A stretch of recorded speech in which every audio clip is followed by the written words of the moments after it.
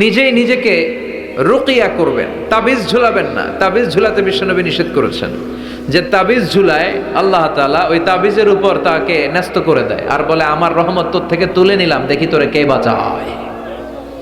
এজন্য আজ থেকে তাবিজ যা আছে ছিঁড়ে ফেলবেন। তবে কিছু কিছু স্কলাররা বলেছে ছোট বাচ্চা যারা নিজেরা এখনো আয়াতুল কুরসি পড়ে সূরা ফাতিহা পড়ে নিজেদেরকে ফু দিতে পারে না, মা বাবা কতক্ষণ ফু দিবে? 2 বছরের বাচ্চা, 1 বছরের বাচ্চা, মা বাবা যখন ফু দেয় জিন পড়ি এসে ডিস্টার্ব করে না। মা যখন রান্নাঘরে যায় ছোট বাচ্চাটারা এসে ডিস্টার্ব করে, আছে না নাই? তো এই ছোট বাচ্চা নিজে সূরা ফাতিহা পড়ে ফু দেওয়ার আগ পর্যন্ত, নিজে আয়াতুল কুরসি শিখে নিজেকে ঝাড়ফুঁক শিখার আগ পর্যন্ত ওই বাচ্চাদেরকে ফর দ্য সার্টেন পিরিয়ড, ক্ষণিক সময়ের জন্য তাবিজ দেয়া যাবে। অনেক মূর্খরা এগুলো বুঝতে চায় না। আমার এক আলোচনা নিয়ে অনেক জায়গায় তোলপাড় যে আজহারি সাহেব তাবিজের পক্ষে কথা বলেছে, ছোট বাচ্চাদের তাবিজের কথা বলেছে, কই পেয়েছে দলিল? ওরা পড়ে নাই। জান্নেওয়ালার উপরও জান্নেওয়ালা আছে, খেয়াল রাখতে হবে। আবুন নওয়াসের কবিতা ওয়াকুল্লি মাইয়াদ্দাঈ ফিল ইলমি ফালসাফাতান হাবাস্তা শাইআন ওয়া গাবাত আনকা আশিয়াউ। তোমার সামনে কেউ যদি দাঁড়িয়ে বলে আমি সব জানি, তুমি বৃদ্ধাঙ্গুলি দেখিয়ে বলো তুমি কিচ্ছু জানো না, তোমার জানার অনেক বাকি। জান্নেওয়ালার উপরও জান্নেওয়ালা আছে। এজন্য স্কলাররা ছোট বাচ্চা যারা নিজেরা রুকিয়া করতে পারে না, মা বাবা রুকিয়া করে ফু দিলে ভালো, মা বাবা চলে গেলে ভূত পেত নিয়ে এসে আসর করে, আছে না নাই? ওই বাচ্চার সিকিউরিটির জন্য কোরআনের আয়াত দিয়ে তাবিজ দেয়া যাবে। কিন্তু ওই বাচ্চা যখন নিজে সূরা ফাতিহা শিখে যাবে, নিজে যখন আয়াতুল কুরসি শিখে যাবে, তখন ওই তাবিজ ছিঁড়ে ফেলতে হবে। কথা বুঝতে পেরেছেন? ছিঁড়ে কি করবেন? সূরা ফাতিহা পড়বেন, পড়ে ঝাড়ফুঁক চলবে আজকে থেকে। ঝাড়ফুঁক করা সুন্নাহ, আর তাবিজ দেয়া হচ্ছে বিদআহ। যেটা বিশ্বনবী শেখায় নাই, সাহাবারা শিখায় নাই, ওইটাতে আমরা যাব না। ঝাড়ফুঁক করবেন। আয়াতুল কুরসি পড়লে জিনভূত আসতে পারে? কথা বলেন। সূরা ফাতিহা পড়লে আর অসুস্থতা থাকতে পারে? বিশ্বনবীর সাহাবারা একবার সফরে বেরোলেন। সফরে বেরিয়ে হঠাৎ দেখলেন মরুভূমির মাঝখানে কিছু লোক জটলা পাকিয়ে রেখেছে, একটা লোক শুয়ে আছে। আবু সাঈদ আল খুদরি ছিলেন ওই সফরের লিডার। বললেন কি হয়েছে? তারা বলল আমাদের নেতাকে সাপে কামড় দিয়েছে, আরেক বর্ণনায় বিচ্ছু কামড় দিয়েছে, বিষের ব্যথায় আমাদের নেতা মারা যাবে। তারা নানা ধরনের বৈদ্যরাজ কবিরাজদেরকে এনে মন্ত্র পড়াচ্ছিল, সবাই মন্ত্র পড়ছিল, ছু মন্তর ছু কালিকুত্তার ঘু। ছোট বাচ্চারা পড়ে, বুঝানোর জন্য বললাম, তারা হয়তো অন্য কিছু পড়ছিল। তো এই যে এগুলো পড়ে ফু দিলে কি ভালো হয়? কথা কন, আরো রোগ বাড়ে, ঠিক কিনা? বাচ্চার হাতে 2টা, গলায় 3টা, কোমরে 4টা, এগুলোর ওজনেই তো বাচ্চা অসুস্থ হয়ে যাবে। সূরা ফাতিহা পড়ে আজকে থেকে ফু দিতে হবে। আমার মাইকের আওয়াজ নিশ্চয়ই শহরের অনেক দূর যাচ্ছে, মায়েরা বোনেরা শুনে রাখবেন, অসুস্থ আপনি সূরা ফাতিহা পড়ে ফু দেন। বিশ্বনবী রাতের বেলায় বিছানায় যাওয়ার আগে সকাল সন্ধ্যা 3 কুল পড়ে হাতে ফু দিতেন। এরকম 2 হাতটা একসাথে করে এখানে ফু দিয়ে মাথা থেকে শুরু করে মেসেজ করতেন পা পর্যন্ত, দেহের যতটুকু জায়গায় যায়। সূরাতুল ইখলাস, সূরাতুল ফালাক, সূরাতুন নাস, এই 3টা সূরাকে একসাথে বলে কুল আস-সালাসা, মানে 3 কুল। কি বলে? এই 3 কুল পড়ে না, যায় লিটন দেওয়ানের কাছে। কই যায়? লিটন দেওয়ান কিছু করতে পারে? হাতের রেখাতে অনেকে ভাগ্য বলতে চায়, এটা ভুয়া কথা। এই হাতের রেখায় কোনো ভাগ্য থাকে না। আপনারা শুনলেই কিছু মানবেন না, আপনারা কোরআন হাদিস দিয়ে যাচাই করবেন, দলিল খুঁজবেন। কি খুঁজবেন?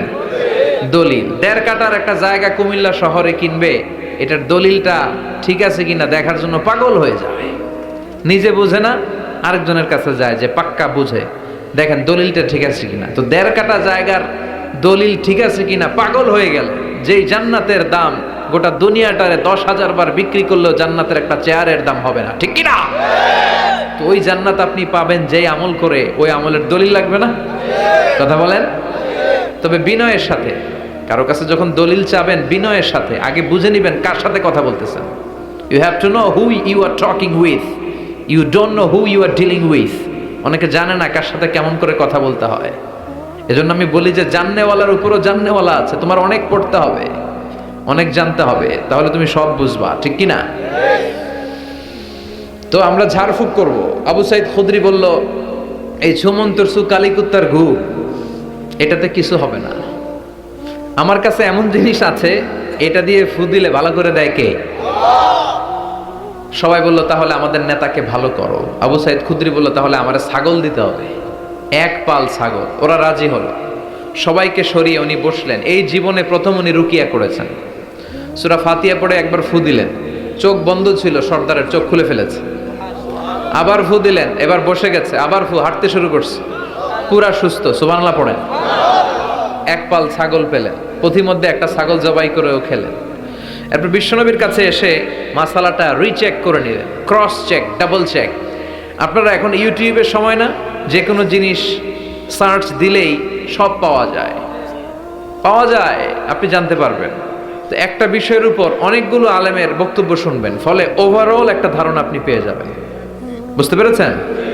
বিতিরের সালাত কয় রাকাত, অনেক মন্তব্য আছে, অনেক মতামত আছে। আপনি 5 জন স্কলারের কথা শোনেন, মোটামুটি একটা আন্দাজ পেয়ে যাবেন যে এটাই হয়তো হকের কাছাকাছি। গোড়ামি করা যাবে?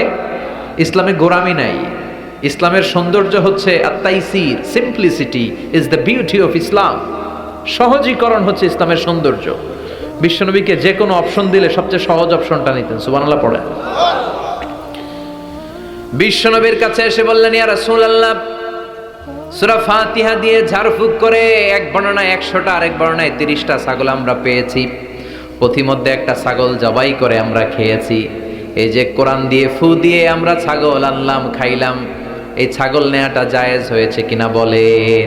মাসালা ক্রস চেক করতে আসছে, ডাবল চেক, দেখে বিশ্বনবী কি বলে। বিশ্বনবী বলেন জায়েজ হয়েছে মানে কোরআনের দাম বাড়ায় দিয়ে আসছিস বেটা। আল্লাহু আকবার। কোরআনের দাম তোমরা বাড়িয়ে দিয়ে এসেছো। 30টা বা 100টা ছাগল যাই পাইছো তোমরা, ভাগ বটোয়ারার পরে 2-1টা থাকলে আমারও দিও। তো এটাকে বলে সূরাতুশ শিফা। কোরআনের ভেতরে শিফা দিয়েছে কে? ওয়া নুনাজ্জিলু মিনাল কুরআনি মা হুয়া শিফাউ ওয়া রাহমাতুল লিল মুমিনিন ওয়া লা ইয়াজিদুল যালিমিনা ইল্লা খাসারা। এই কোরআনের মধ্যে আমি শিফা দিয়েছি, রহমত দিয়েছি, বরকত দিয়েছি। মুমিনদের জন্য কোরআনকে শিফা বানিয়েছে কে? সূরাতুশ শিফা মনে থাকবে? এই যে পীর সাহেব হুজুরের কাছে যে আসেন ফু দেওয়ার জন্য, যে হুজুর ফু দেন, হুজুর কি পড়া ফু দেয় জানেন? আজকে গোমর ফাঁস করে দিয়ে যায় হুজুরের। সূরাতুল ফাতিহা পড়ে ফু দেয়। হুজুরের কাছেও আইসেন, আপনারাও ফু দিয়ে নিজেরাও দিবেন। সবসময় যে হুজুরের কাছ থেকে নিতে হবে তা না, আব্বা আম্মার কাছ থেকে নিবেন। আব্বার কাছ থেকে নিলে এটা সবচেয়ে দামি ফু, ঠিক কিনা? 2 গ্লাসে পানি, উনি কিন্তু আমার আব্বা, জানেন? এজন্য আব্বা আম্মার কাছ থেকে দোয়া চাইতে হবে। 2 গ্লাসে পানি।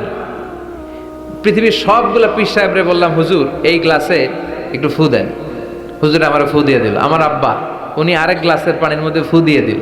মুহূর্তের মধ্যে আমার আব্বার ফুটা কাজে লেগে যাবে। গোটা পৃথিবীর পীর সাহেব একদিকে, বাবা মার দোয়া আর ফু আরেক দিকে, ঠিক কিনা?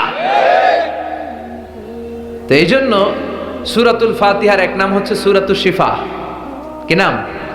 সূরাতুশ শিফা। আবার এই সূরার আরেক নাম হচ্ছে সাবউল মাসানি, নিত্য পাঠনীয় সপ্তবাক্য।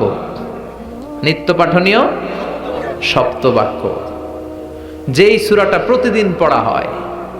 রব্বুল আলামিন বলেন, ওয়ালাকাদ আতাইনাকা সাবআম মিনাল মাসানি ওয়াল কুরআনাল আযীম। ও নবী, আমি আপনাকে নিত্য পাঠনীয় 7টা বাক্য দান করেছি, সাথে সাথে কোরআনে আজিম দান করেছি। সুবহানাল্লাহ। নিত্য পাঠনীয় 7টা বাক্য, এমন 7টা বাক্য এই সূরাতুল ফাতিহা, যে 7টা বাক্য সব সময় পড়তে হয়। যারা প্রতিদিন নামাজ পড়ে, শুধু ফরজ নামাজ পড়ে, তার 17 বার পড়তে হয় এই সূরাটা। সুবহানাল্লাহ মাহফিলের পরে। আর যারা সুন্নাত সহ পড়ে তাদের প্রতিদিন 32 বার এই সূরাটা পড়তে হয়।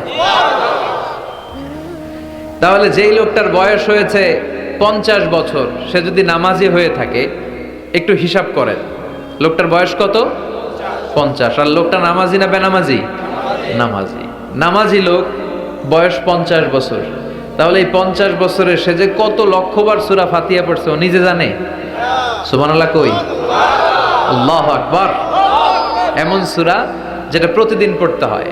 আবার বিশ্বনবী বললেন, লা তুহসা আজাইবুহু ওয়ালা তাবলা গরাইবুহু ফিহি মাসাবিহুল হুদা ওয়া মানারুল হিকমা। কোরআন এমন কিতাব, সূরাতুল ফাতিহা এমন সূরা, এই সূরার আশ্চর্যান্বিতার কোনো শেষ নাই। এই সূরা কোনোদিন পুরান হয় না। যাদের 80 বছর বয়স, কত কোটিবার আপনি সূরা ফাতিহা পড়ছেন, বুকে হাত দিয়ে বলেন তো, কখনো কি আপনার মনে হয়েছে যে প্রত্যেক দিন নামাজটা শুরু করলে এই সূরাটা দিয়ে শুরু করতে হয়? কত কোটিবার বললাম, আর ভাল লাগে না, পুরান পুরান লাগে। বুকে হাত দিয়ে বলেন, দাঁড়ান একজন, যে হুজুর আমার কাছে আর ভাল লাগে না, সূরাতুল ফাতিহা পড়তে পড়তে এটা পুরান লাগে, কালকে থেকে কুলহুয়াল্লাহ দিয়ে শুরু করো। এরকম ডাকাইতে আছে কেউ? নাই। কারণ কোরআন কখনো পুরান হয় না, যতই পড়ি ততই নতুন। চিল্লায় পড়েন আল্লাহু আকবার। এজন্য বিশ্বনবী বললেন, ও উম্মতেরা শোনো, এই 60টা সূরা দেখতে ছোট, 60টা আয়াত বিশিষ্ট এই সূরাটাকে দেখতে ছোট মনে হয়, সবার মুখস্থ, প্রত্যেকের কলিজার ভেতরে আছে। তোমাদের কাছে সাধারণ মনে হয়, সূরাটা সাধারণ না, অসাধারণ করে সূরাটারে নাজিল করেছে কে? পড়েন সবাই, আউযু বিল্লাহি মিনাশ শাইতানির রাজীম, বিসমিল্লাহির রহমানির রহিম, আলহামদুলিল্লাহি রাব্বিল আলামিন, আর রহমানির রহিম, মালিকি ইয়াউমিদ্দিন, ইয়াকা না'বুদু ওয়া ইয়াকা নাস্তাঈন, ইহদিনাস সিরাতাল মুস্তাকিম, সিরাতাল্লাযীনা আন'আমতা আলাইহিম, গায়রিল মাগদুবি আলাইহিম ওয়ালাদ-দাল্লিন। চিল্লায় পড়েন আমিন। আরো জোরে আমিন। আপনাদের মনোযোগ আছে না গেছে? কষ্ট হচ্ছে? কি বলেন? আমার তো কষ্ট হচ্ছে। রাত বাজে 12টা 5, এখনো আপনাদের ধৈর্যচ্যুতি হয় নাই। কফি খেয়ে আসছেন বোধহয়। কি কফি খাইছেন বলেন? Nescafe, espresso, মকা, লাটে, old town coffee, Starbucks, এগুলো খেয়ে আসছেন? কষ্ট হচ্ছে না তো? ফজর পড়তে কষ্ট হবে তো আপনাদের? শুনবেন আরো 2-1 মিনিট? কতক্ষণ শুনবেন? হ্যাঁ, আল্লাহ তুমি কবুল করো। আরো জোরে পড়েন আমিন। 7টা আয়াত বিশিষ্ট সূরা। রব্বুল আলামিন এই সূরাটাকে ওয়েলকামিং লেটার করে পাঠিয়েছেন। আল্লাহু আকবার। ওয়েলকামিং লেটার, অভিনন্দন পত্র। মন্ত্রী যদি আসে আমাদের প্রোগ্রামে, মাঝে মাঝে মন্ত্রী, MP, member of the parliament, ওনারা আসে না? আসলে আমরা ওয়েলকামিং লেটার দেই, স্মারকলিপি দেই, অভিনন্দন পত্র দেই, ঠিক কিনা? অভিনন্দন পত্রের ভেতরে 3টা জিনিস থাকে। কয়টা? চিল্লায় বলেন। প্রথমে থাকে প্রশংসা, মন্ত্রীর প্রশংসা, এরপর থাকে পরিচয়, এরপর থাকে দাবি দেওয়া। 3টা পার্ট থাকে একটা ওয়েলকামিং লেটারে। কয়টা পার্ট? প্রথমে থাকে প্রশংসা। মন্ত্রীর প্রশংসা করি যে আপনি 1000 বছরের শ্রেষ্ঠ সন্তান, আপনার চেয়ে ভালো মানুষ এই এলাকায় নাই, আপনার চরিত্র ফুলের চেয়েও পবিত্র। এগুলো আমরা বলি, প্রশংসা করতে হয়, ঠিক কিনা?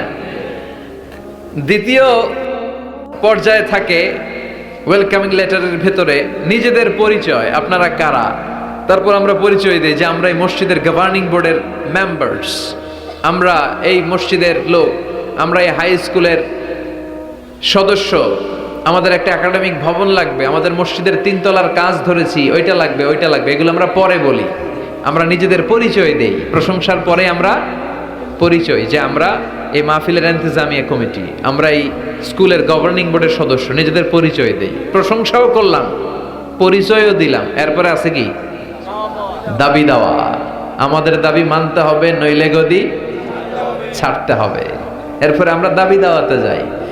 তো সূরাতুল ফাতিহাটাকে আল্লাহ তাআলা এরকম একটা ওয়েলকামিং লেটারের মতো করে পাঠালেন। আল্লাহ বুঝাতে চাইলেন প্রতিদিন পড়বি তো, এজন্য 3 ভাগ করে দিলাম। সুবহানাল্লাহ।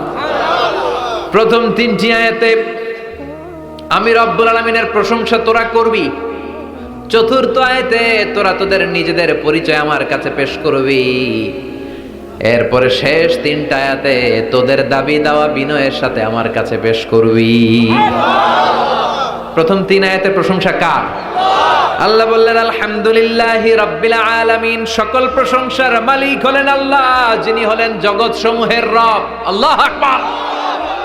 হামদুন মানে প্রশংসা। হামদুন মানে কি? প্রশংসা কার?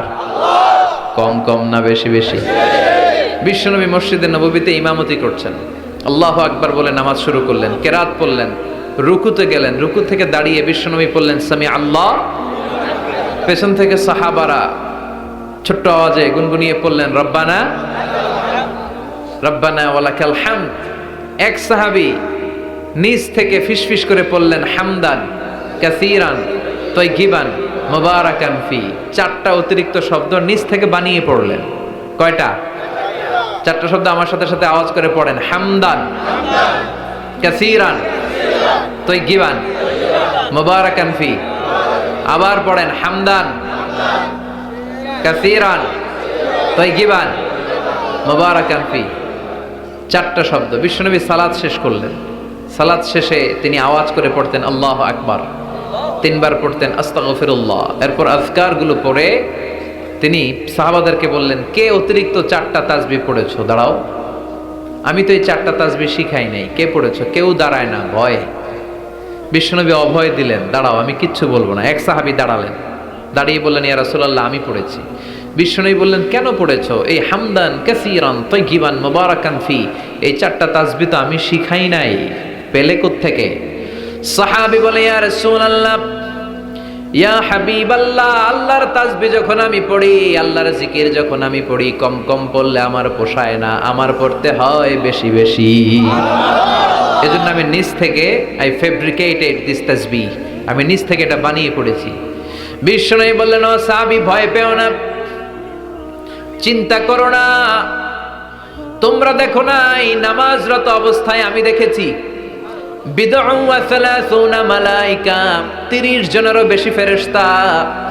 তোমার এই অতিরিক্ত 4টা যে তাসবিহ সওয়াব হয়েছে, এই 4টা তাসবিহ সওয়াবটা 30 জনেরও বেশি ফেরেশতা। কে কার আগে এই সওয়াবটা আল্লাহর আরশে পৌঁছে দিবে, এ নিয়ে ফেরেশতাদের মধ্যে আকাশে প্রতিযোগিতা চলছিল। আকাশে তারা কম্পিটিশন করছিল, কে কার আগে আল্লাহর দরবারে পৌঁছে দিবে এই প্রশংসা। এজন্য আল্লাহর প্রশংসা কম কম না বেশি বেশি? আল্লাহর প্রশংসা করে আমরা শেষ করতে পারবো? সাগরের জলকে কালি করে, গাছের পাতাকে খাতা করে, তোমার মহিমা লেখা শেষ হবে না, যদিও লিখি প্রভু জীবন ভরে। সাগরের জলকে কালি করে, গাছের পাতাকে খাতা করে, তোমার মহিমা লেখা শেষ হবে না, যদিও লিখি প্রভু জীবন ভরে। সাগরের জলকে কালি করে। সুবহানাল্লাহ পড়ে। উপমাটা খেয়াল করেছেন? মেটাফরিক, এটাকে বলে মেটাফোর, রূপক অর্থে, মাজাজি ভাবে আল্লাহ বলেছেন সাগরের জল যদি কালি হয়, গাছের পাতা যদি খাতা হয়। পৃথিবীতে কয়টা গাছ আছে? পৃথিবীতে বাদ দেন, কুমিল্লাতে গাছের পরিমাণ কেমন? অনেক। তো কুমিল্লায় যদি অনেক হয়, বাংলাদেশে কেমন? বাংলাদেশেও অনেক। আচ্ছা, তো আফ্রিকার জঙ্গলের কি অবস্থা? সুবহানাল্লাহ পড়বেন না? এই সব গাছের পাতা যদি খাতা হয়ে যায়, সাগরের জল যদি কালি হয়ে যায়। পৃথিবীর সবচেয়ে গভীরতম সাগরের নাম প্রশান্ত মহাসাগর। গভীরতা, সবচেয়ে গভীর জায়গার নাম মারিয়ানা ট্রেঞ্চ, গভীরতা প্রায় 36,000 ফিট। দ্বিতীয় গভীরতম সাগরের নাম আটলান্টিক মহাসাগর। সবচেয়ে গভীরতম জায়গার নাম হচ্ছে পোয়েটোরিকো। এই পোয়েটোরিকোর গভীরতা প্রায় 33,000 ফিট। মহাসাগর কি পৃথিবীতে শুধু 2টা? কথা বলেন। প্রশান্ত মহাসাগর, আটলান্টিক মহাসাগর, ভারত মহাসাগর, উত্তর দক্ষিণ, কত মহাসাগর, কত সাগর। এই আমাদের বঙ্গোপসাগর, লোহিত সাগর, ভূমধ্য সাগর, চায়না সাগর, কৃষ্ণ সাগর, সাগর আর সাগর। এই পৃথিবীর 70 ভাগ শুধু সাগর, 70 ভাগ শুধু হানি আর হানি, নোয়াখালীর ভাষায় পানি আর পানি। তো এই সব পানিগুলো যদি কালি হয়ে যায়, আল্লাহর কথার ওজন কি দেখেন। কোত্থেকে আল্লাহ এই মেটাফোর, রূপক অর্থ নিয়ে আসলেন। সব সাগরের পানি যদি কালি হয়ে যায়, সব গাছের পাতা যদি খাতা হয়ে যায়, সাগরের জল নামক কালি দিয়ে গাছের পাতা নামক খাতার উপরে যদি আমি আল্লাহর প্রশংসা লিখতে শুরু করে দাও, সাগরের জলও শেষ হয়ে যাবে, গাছের পাতাগুলোও ফুরিয়ে যাবে, আমি আল্লাহর প্রশংসা করে শেষ করা যাবে না। قل لو كان البحر مدادا لكلمات ربي لنفد البحر قبل أن تنفد كلمات ربي ولو جئنا بمثله مددا সুবহান আল্লাহ পড়ে। সব ফুরিয়ে যাবে, ফুরাবে না আল্লাহর প্রশংসা। এজন্য আল্লাহ আলহামদু দিয়ে শুরু করলেন। সকল প্রশংসা, হামদুন মানে প্রশংসা, আর এর সাথে আলিফ আর লাম যখন অ্যাটাচ করে দেয়া হলো তখন প্রশংসার যত ধরন হতে পারে, যত আকসাম হতে পারে, যত প্যাটার্ন আর ডিজাইন হতে পারে, সব প্রশংসার একচ্ছত্র অধিপতি একজন। চিল্লায় বলেন তিনি কে? এই পৃথিবীতে আল্লাহর সবচেয়ে বেশি প্রশংসা করেছেন বিশ্বনবী মুহাম্মদ সাল্লাল্লাহু, আবার নিজেও প্রশংসিত। ওনার এক নাম আহমদ মানে যিনি সবচেয়ে প্রশংসা করে, আবার মুহাম্মদ মানে নিজেও প্রশংসিত। জান্নাতীদেরকে নিয়ে বিশ্বনবী যখন কিয়ামতের দিন বিচার শেষে জান্নাতের দরজায় যে কড়া নাড়বে, ওই দিন বিশ্বনবীর হাতে একটা পতাকা থাকবে। ওই পতাকার মধ্যে ওই শব্দটা লেখা, সূরাতুল ফাতিহার প্রথম শব্দ যেটা। সূরাতুল ফাতিহার প্রথম শব্দ কি? আলহামদু। বিশ্বনবীর হাতের পতাকায় ওইটা লেখা থাকবে, লিওয়াউল হামদ, প্রশংসার পতাকা। সুবহানাল্লাহ পড়বেন না? তার মানে আমরা এই সিদ্ধান্তে উপনীত হলাম যে সব সময় প্রশংসা করতে হবে একজনের। তিনি কে?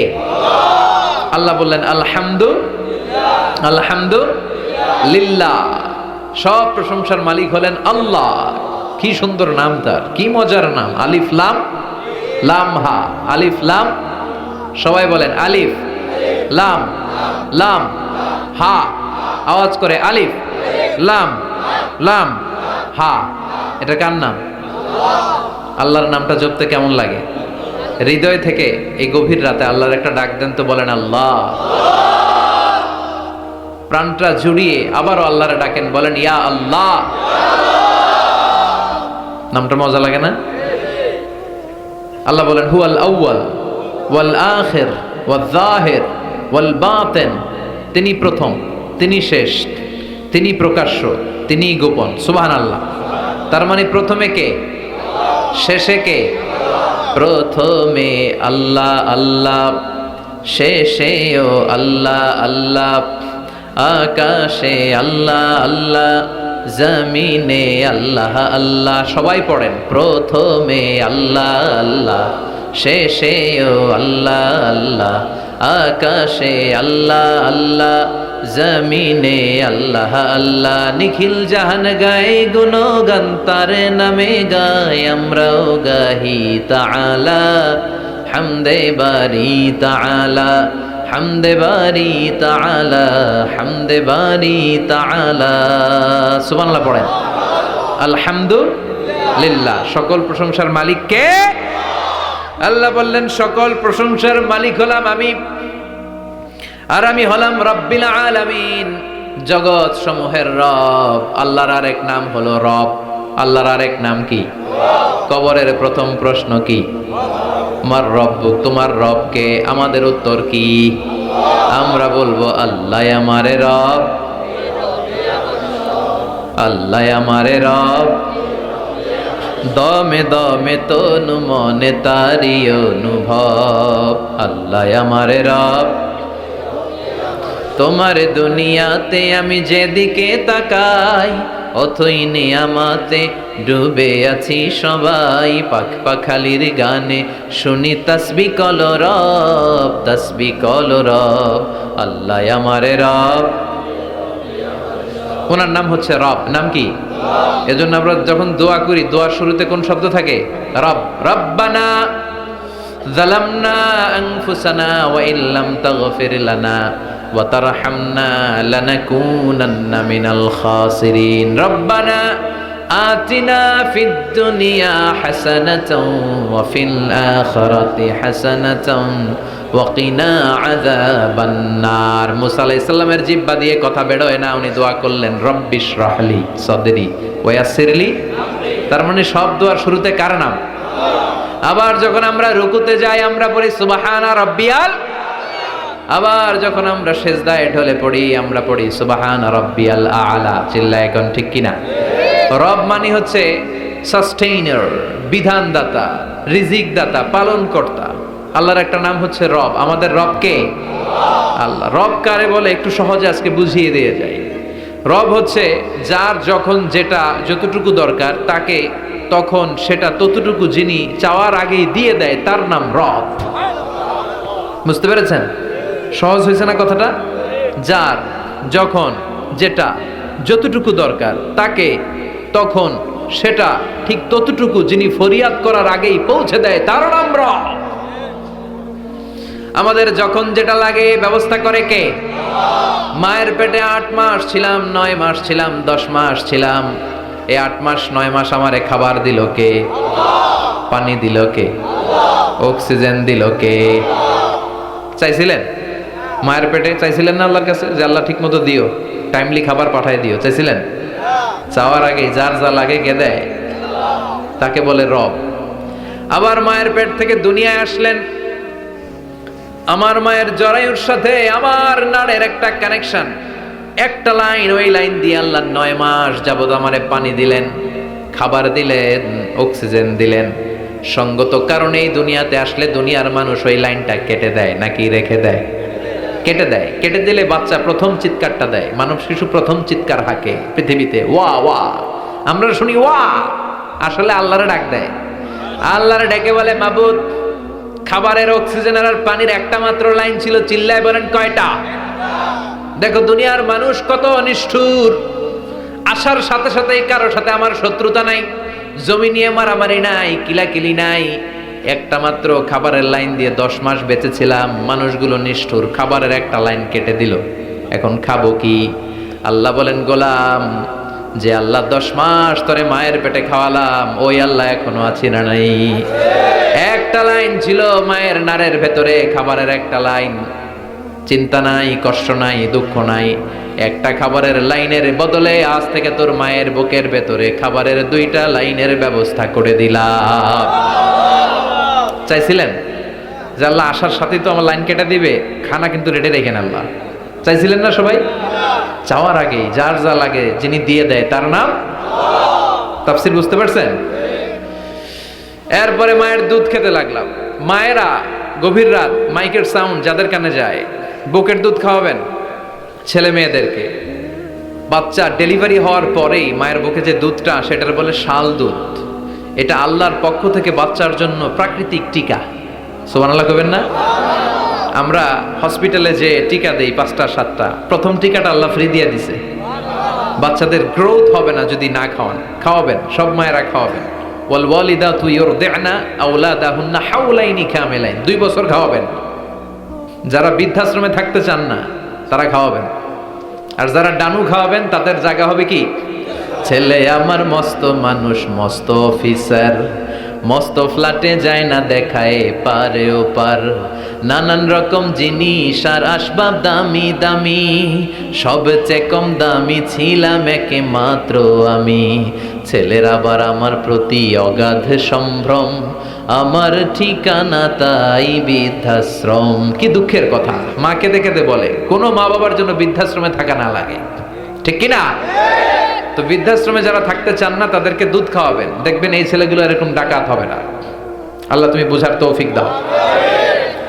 তার মানে মায়ের পেটে যখন ছিলাম খাবার দিল কে? দুনিয়াতে আসার পরে বুকের দুধের ব্যবস্থা করলো কে? আচ্ছা, মায়ের বুকের দুধ যখন আমরা খেতাম আমাদের দাঁত ছিল?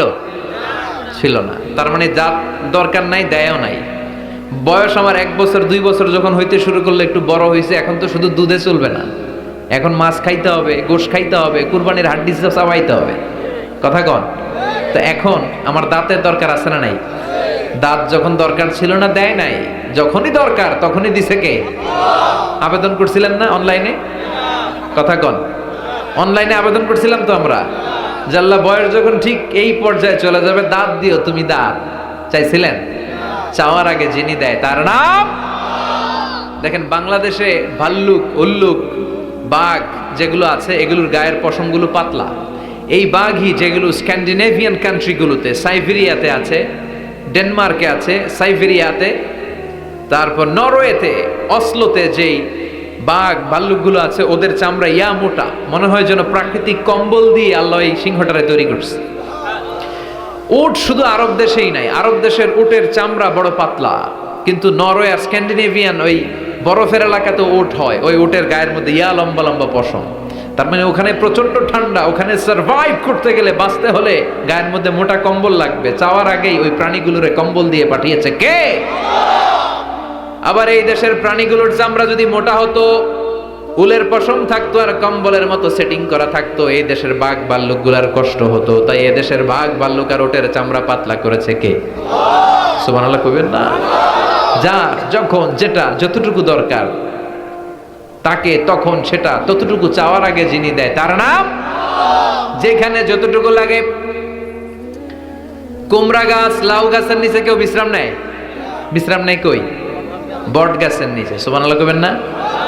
একজন লোক, ছোটবেলা গল্প শুনেছি, বট গাছের নিচে শুয়ে শুয়ে আল্লাহর গালি দিচ্ছে। আল্লাহর কেমন বিবেক, ইয়া বড় বট গাছ আর বট ফলগুলা এত ছোট ছোট, আর লাউ গাছ আর কুমড়া গাছের ইয়েটা কি খুব মোটা না চিকন? চিকন হয়ে এরকম বেড়ে ওঠে লাউ গাছ। লাউ গাছরে দিল আল্লাহ এত চিকন করে, ফল দিছে এত মোটা। আর এত বিশাল বড় বট গাছ, এটার ফল হলো এত ছোট। তো আল্লাহর গালি দিতে দিতে কোন সময় যে ঘুমাই গেছে নিজেও জানে না। হঠাৎ করে নাকের মধ্যে শটাং করে বট ফল পড়ছে একটা, লাভ দিয়ে উঠছে, নাক দিয়ে রক্ত বের হওয়া শুরু হয়েছে। রক্ত মুছতে মুছতে মনে মনে ভাবে, আসলেই তো আমি বড় একটা উল্লুকা পাঠা। আজকে এই বট গাছের মধ্যে যদি লাউয়ের মতো ফল দিত, কুমড়ার মতো ফল দিত, আমার নাকের উপরে ওই লাউ আর কুমড়া পড়লে আমি থাকতাম না, আমি বিদায় হয়ে যেতাম, অক্কা পেয়ে যেতাম, ঠিক কিনা? যেখানে যেটা যেভাবে যতটুকু দরকার তার নাম, চিৎকার করে তার নাম। আল্লাহ বললেন আমি হলাম রব্বিল আলামিন, জগৎ সমূহের রব।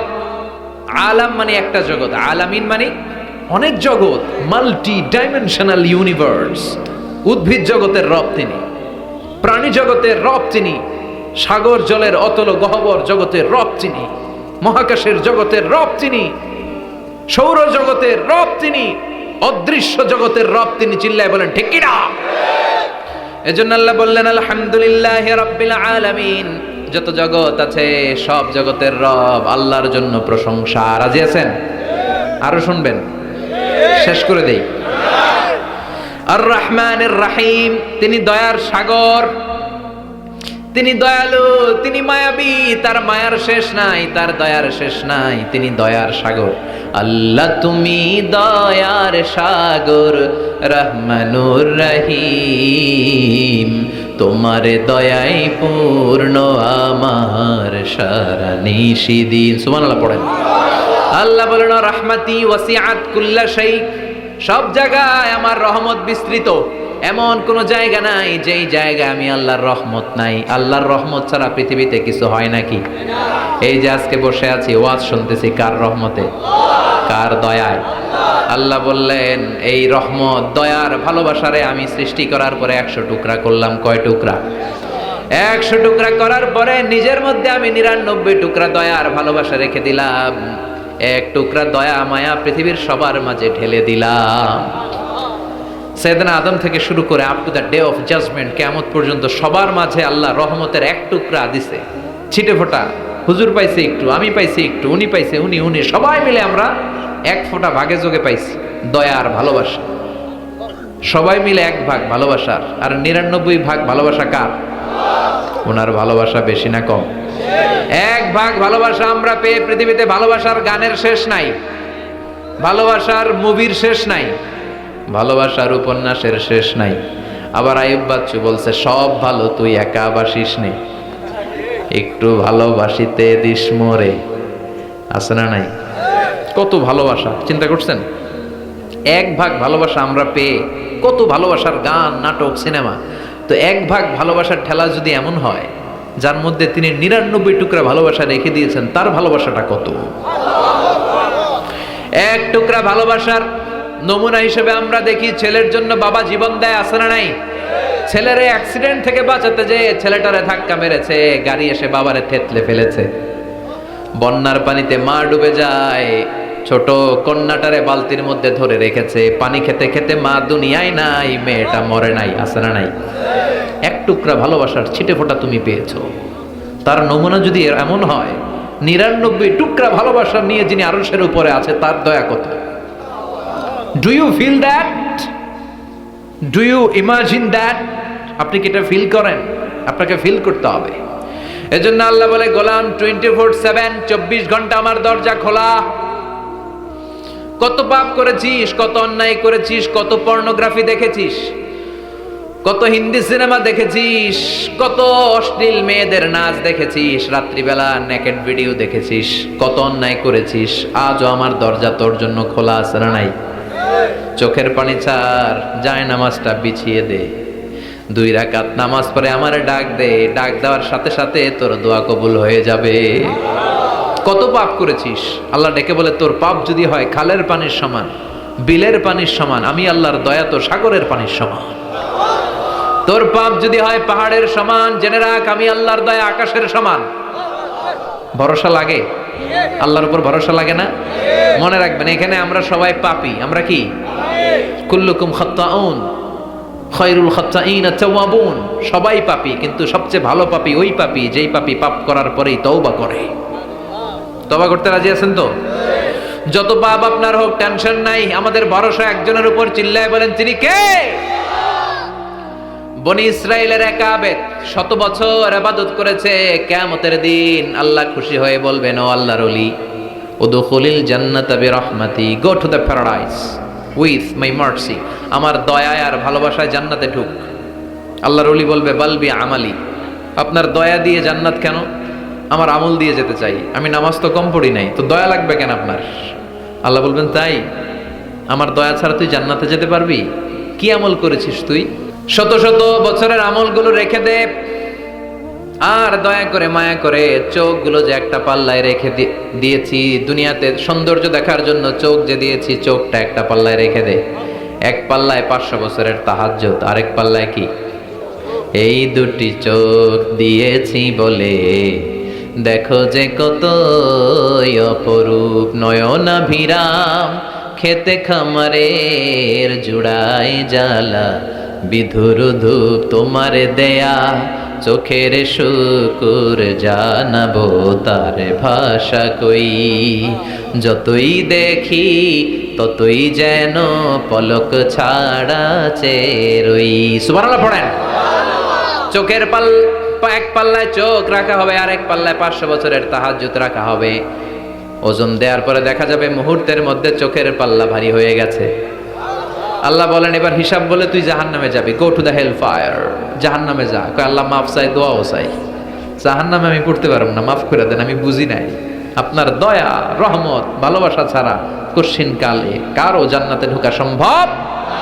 এজন্য আল্লাহ বলেন, আমি রহমান, আমি রহিম।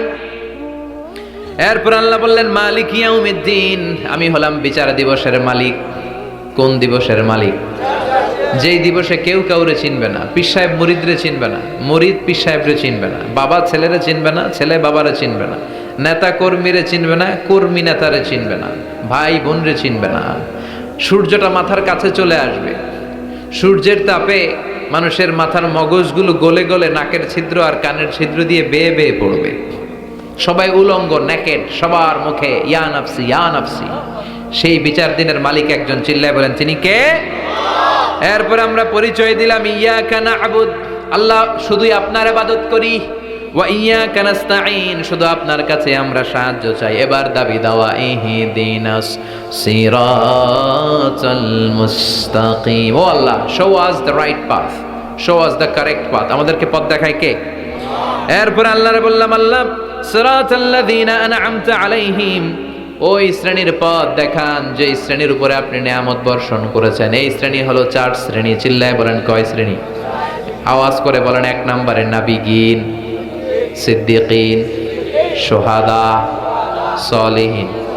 বলেন, নাবিন, সিদ্দিকিন, শুহাদা, সালিহিন। নবীরা যাদের কাছে ওহী আসতো ওনারা মাসুম। সিদ্দিক হচ্ছে সত্যের ব্যাপারে আপোষহীন, তাদের লিডার হচ্ছে আবু বকর সিদ্দিক। শুহাদা, আল্লাহর জমিন আল্লাহর দ্বীনকে বাস্তবায়নের জন্য তাজা রক্ত ঢেলে যারা শহীদ হয়েছে, ঠিক কিনা?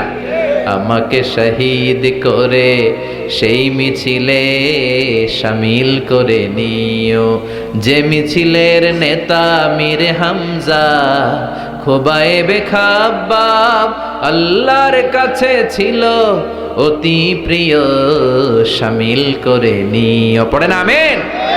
এই 4 শ্রেণীর পথ আল্লাহ তুমি আমাদের দাও। গায়রিল মাগদুবি আলাইহিম ওয়ালাদ-দাল্লিন, 2 শ্রেণীর পথ থেকে আমরা পানা চাই। এক হলো গায়রিল মাগদুবি আলাইহিম, যাদের উপর তোমার রাগ, তোমার গোসা, তোমার ক্রোধ, লানত প্রাপ্ত ওই ইহুদি জাত থেকে আমরা পানাহ চাই।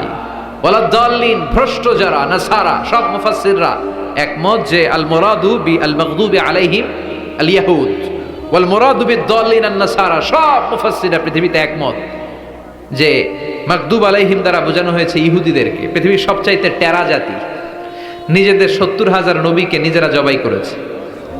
নাউজুবিল্লাহ পড়বেন না। বিশ্ব নবীকে হত্যার ষড়যন্ত্র করেছে, ছাগলের গোশতের মধ্যে বিষ মাখিয়ে আমার বিশ্ব নবীরে খাওয়াতে চেয়েছে। এমনকি বিশ্ব নবী ইন্তেকালের পর বিশ্ব নবীর লাশ মোবারক চুরির ষড়যন্ত্র করেছে। এরা সবচেয়ে বড় সুদখোর, সবচেয়ে বড় মুনাফিক, সবচেয়ে বড় বাটপার। এই জাতিটার নাম হচ্ছে ইহুদি। এইডসের ছড়াছড়ি পৃথিবীতে ছড়িয়েছে ওরা। বম্বিং হামলা, বোমা হামলা কারে বলে, ককটেল ফুটানো, গ্রেনেড হামলা পৃথিবীবাসী জানতোই না, ওরা শিখিয়েছে। বিমান কেমন করে পাইলটকে হাইজ্যাক করে ছিনতাই করতে হয় ওরা শিখিয়েছে। এজন্য ওদের সাথে মুসলমানদের কোনো সম্পর্ক নাই। চিল্লায় বলেন ঠিক কি না? এরপরে ওরা দলিন, যারা ভ্রষ্ট, পথভ্রষ্ট, ঈসা আলাইহিস সালাম রে মানতে মানতে আল্লাহর ছেলে বলে দাবি করে, ওই নাসারাদের থেকেও আমরা পানাহ চাই। ঠিক কিনা? এই সুন্দর প্রার্থনা যখন আমরা করলাম, এখন আমিন বলার দরকার আছে না নাই? আওয়াজ করে পড়ে না আমিন। নামাজ শেষে আপনারা পড়বেন আমিন। যে মসজিদে আওয়াজ করে আমিন, আওয়াজ করে পড়েন। যেখানে ফিস ফিস ফিস ফিস করে পড়বেন, তবে মিস করেন না। ইদা আম্মানাল ইমাম আমিনু, ইমাম যখন আমিন বলে তোমরাও আমিন বলো। তোমরা যখন আমিন বলো ফেরেশতারাও আমিন বলে। তোমাদের আমিন আর ফেরেশতাদের আমিন যখন মিলে যায় তোমাদের সব গুনাহ মাফ করে দেয় কে? আমিন বলবেন তো? আমিন নিয়ে মারামারি করবেন না তো? হাত তোলা বাঁধা নিয়ে মারামারি নাই তো? বুকে না নিচে মারামারি করা যাবে? বুক থেকে শুরু করে নাভি সবটাই হাত বাঁধার জায়গা। যার সুবিধা উপরে, মাঝখানে, নিচে, না বাঁধলেও কবুল করবে কে? কিন্তু ইখতিলাফ করলে আমল সব বরবাদ করে দিবে কে? আমরা ঐক্য চাই কোরআন সুন্নাহর আলোকে। ঠিক কিনা? এজন্য সূরাতুল ফাতিহা হচ্ছে সূরাতুশ শিফা। আজ থেকে সূরাতুল ফাতিহার আমল বেশি বেশি করব।